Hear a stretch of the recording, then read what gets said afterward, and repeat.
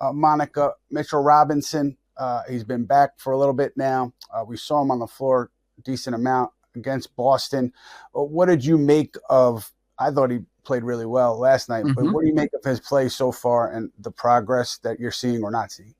Super proud of Mitch. Injuries are hard, especially foot injuries, especially a big guy. I mean, think about it. Last year when he got hurt, the momentum was up. He was rolling, Yeah. right? Then in the Yep. playoffs, he's getting back to form, rolling. Like, he's gotten, unfortunately, injured when I think he was prepared to start playing his best basketball. So Yep. I'm incredibly proud of his focus, his maturity in terms of getting back this year. I thought that he looked great last night. There was a couple times defending that pick and roll where he's just using his length, moving his feet. Like, there was a time I think he got stuck out on the perimeter. Yeah, blocked Jason Tatum, I think. Was it Tatum? Yep. Yeah, I think it was Yep. Tatum on the Yeah, wing. he got Tatum. Yep.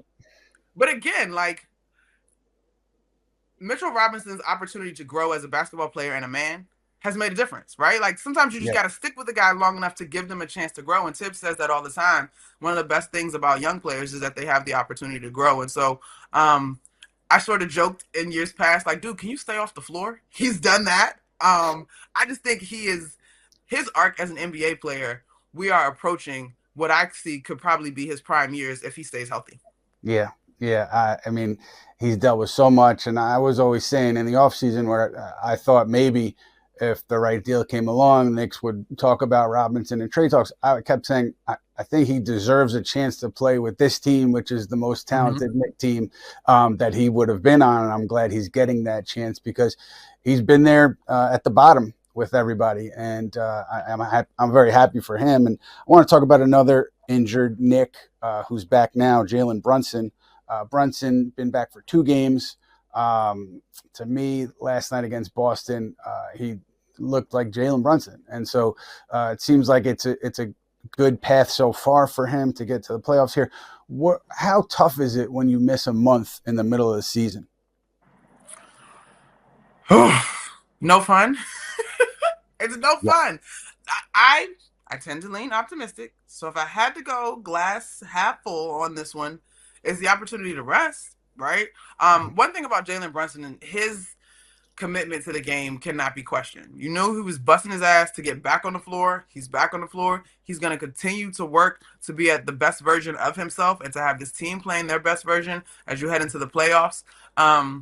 He is just so tireless about his preparation. And so I thought last night he looked really good. I thought last night was a good showing for the entire team. I understand the result, but I thought that was a really good showing from the entire team. And Begley, that's just his second game back, right? Like, there's still more rhythm to come in terms of being used to being back on the floor, having missed a month, right? Yeah, a little over a month. Yep. So yeah, Jalen Brunson, I can't wait because I don't want to rush him. I want to enjoy every moment of the career ahead. But the book, the TED Talk after the fact, the conversations on leadership, like, the basketball is what it is, and he's dedicated and loves the game.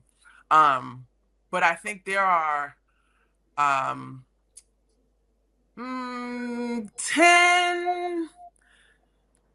to 10 guys in the league that really get it from the soft skills standpoint. Can you combine that with their competitive drive? Like those are the stories that I'm looking forward to being told down the road. And I definitely think Jalen Brunson is one of those guys. Not to mention, probably should be your clutch player of the year. So don't get it twisted. An absolute dog on the court with the rock, of course. Right. But I do think I'm always fascinated in the interpersonal skills that come into play in the game. Knicks announcing that I believe it's OG Anunoby out, Josh Hart out, and Mitch out tomorrow. So it appears that either I misread my Thibodeau decoder or something has changed here, and the guys are going to be resting. So, I should say this too. I don't think this is the only rest period for regular players. I think there's going to be other guys resting in the games ahead. So this is not just a one and done. Your thoughts on that approach? You and I, we're chatting on Wednesday. This morning, Mad Dog went off about Cleveland not playing their starters versus the Bulls the other day. So I think it's a thing around the league right now. On the pod, we talked about the NBA calendar, and Melo and Rudy were both like, this could be a nasty time of year on the NBA calendar because some of the lineups that roll out, you're just kind of like, what's happening? Now, that's not the case in the Western Conference where everything is going to matter. But I think I trust head coach Tom Thibodeau at this point. He's been doing this for a long time. One of the gripes amongst fans is about minutes, obviously. Although don't get me on my high horse about that. I disagree with it largely. But if there's opportunity to rest guys, I don't take an issue with it at this point in the season, understanding what is ahead. The interesting thing to me too, Monica, is let's say Indiana wins out, Knicks lose out, and then the Knicks in the second round would be looking at Cleveland instead of Boston. You could have a debate about which is the better matchup, but I don't think anybody over there would complain about seeing Cleveland instead of the Celtics. So just something to keep an eye out as we wrap the end of the season.